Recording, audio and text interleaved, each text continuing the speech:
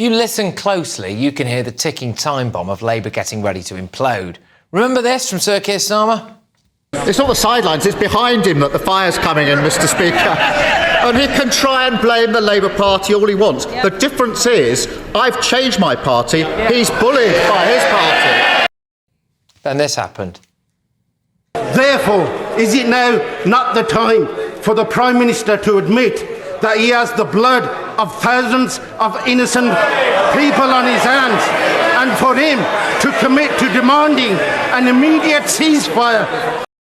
Now we've got Rochdale, where Azhar Ali was getting his backside handed to him by the pro-Palestine brigade. Murderers, that's what you are.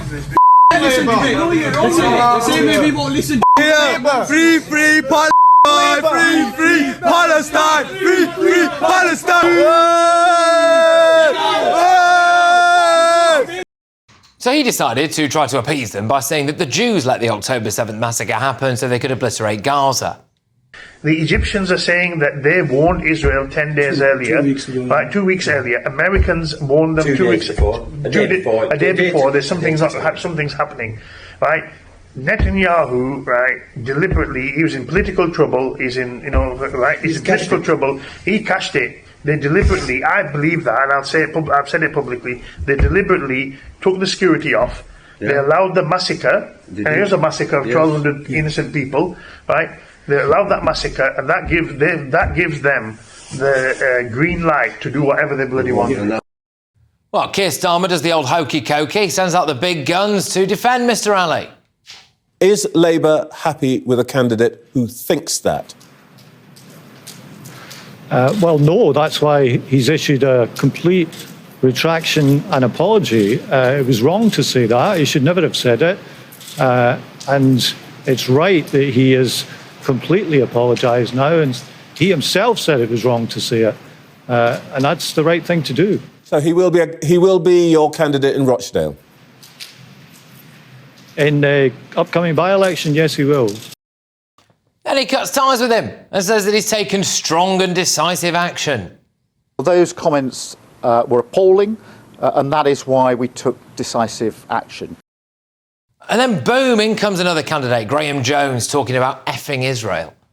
In Israel again, you know, and I'm sure that all these people think that when they go home, but you will not get Israel over the line unless we go at them hard.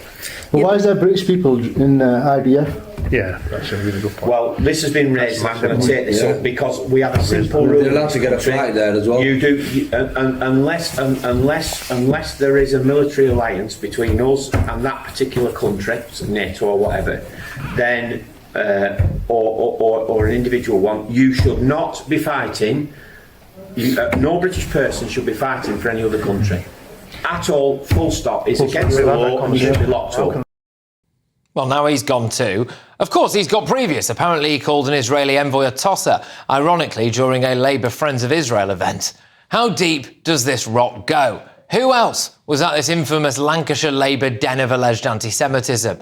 But the implosion is now running deeper. Yes, that's right. Sue Gray, remember her, the old Partygate enthusiast turned Labour Chief of Staff? Well, apparently, a union has now launched an investigation after her inquiry into the Labour Green U-turn left staff in tears. She's accused of violating Labour staffers' workplace rights, inspecting their phones and denying them the right to due process.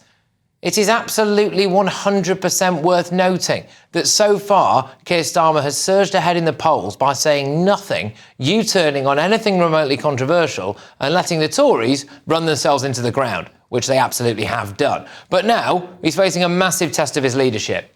If he'd have been in power the day that Hamas committed their atrocity, he'd have lost about half of his front bench. And now he's polled a Labour candidate in Rochdale. Starmer is bang in trouble, and there is a feeling now that this is going to get much worse before it gets any better.